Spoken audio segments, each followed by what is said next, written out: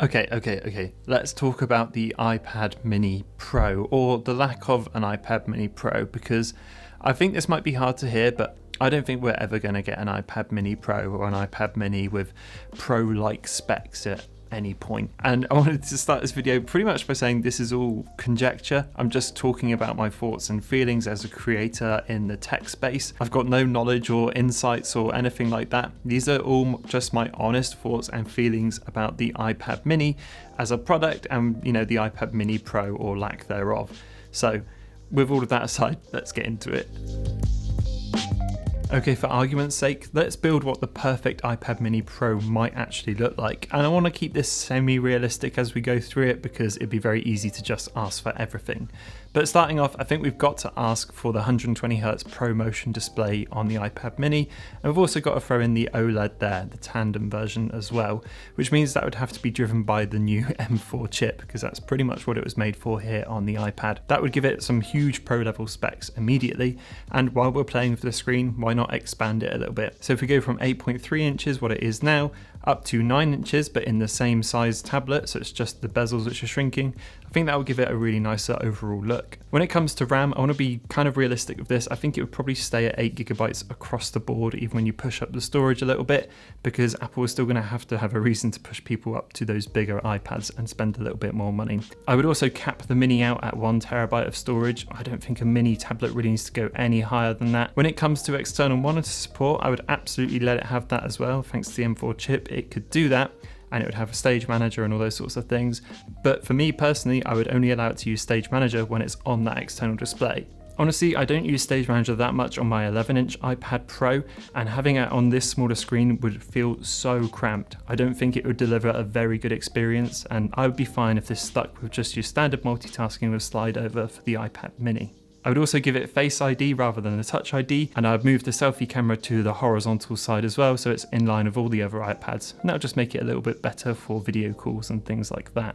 As for the Apple Pencil, I wouldn't actually change anything they've done. Going up to the Pencil Pro is a really cool addition, and I would keep that exactly as it is. And realistically, once again, they're not going to let us keep the Apple Pencil 2, so we might as well just say goodbye to that. And my final thing I would love to see is the return of the keyboard folio for the iPad Mini.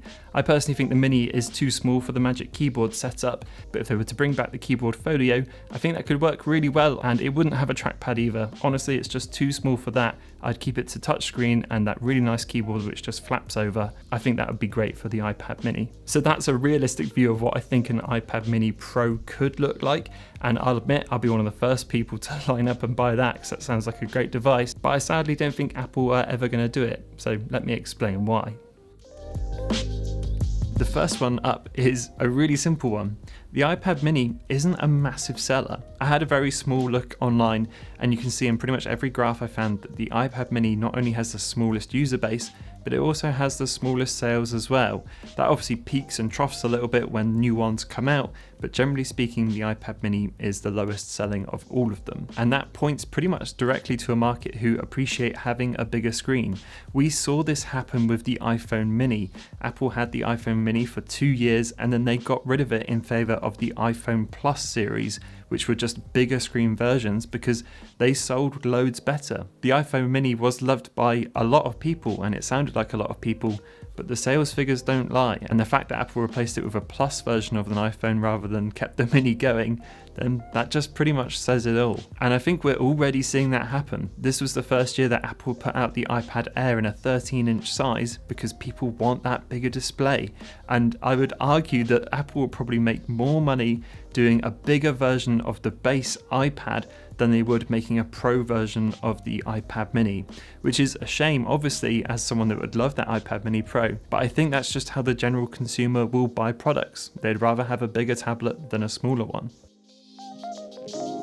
But Tom, I hear you say, everyone online wants an iPad Mini Pro, everybody's asking for it. And this is something else I wanted to highlight, is the iPad Mini crowd online are really loud, but they actually make up the tiniest little demographic of people that would purchase something like that. And that can often stir up the online discourse a little bit and make it seem like the demand is much, much bigger than it actually is. And look, let's face it, if the demand was big, there would be an iPad mini Pro. Apple would obviously jump on that and capitalize and make this incredible small device for all of these people that want it. But I think the fact that it's not here just pretty much says it all. And even if they did put something like that out, I don't think it would shift the Mini in its kind of runnings on where it sells with the iPads. It would probably still be that small niche one which sells occasionally, but nothing compared to the other ones. And the other thing I would say, if you are watching this video, you're probably not an average tech consumer, you're probably really interested in it or have a passing interest in it, but I want you to think, how many people do you actually know outside of your kind of tech friends or online friends that have an iPad mini? Because I did the same test myself. And I don't know anybody. I've got loads of friends in creative spaces and all of them either have an iPad Pro or an iPad Air. I'm the only person I know kind of relatively close to me that has an iPad mini. However, I do think there is a good argument for an iPad mini Pro. A small niche crowd of people who want one thing very specifically will often spend a lot of money to do so. So I actually think Apple could put one of these out with all the specs that we could ever want and then charge a premium for it, and we'd probably all end up buying it.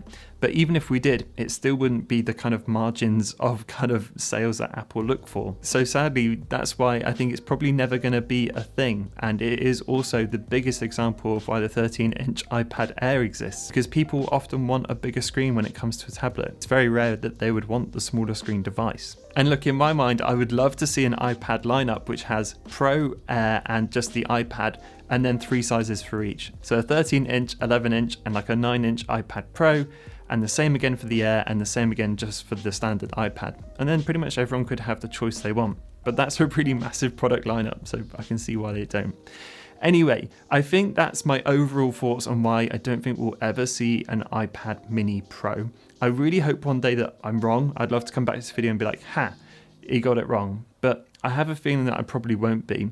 Anyway, I'd love to hear your thoughts about it. If you would love an iPad mini Pro, let me know in the comments below. Or if you think I'm completely wrong, then let me know too. These were just a bunch of thoughts I had laying over from the review video of the new iPad mini 7, which I'll link below if you haven't seen it.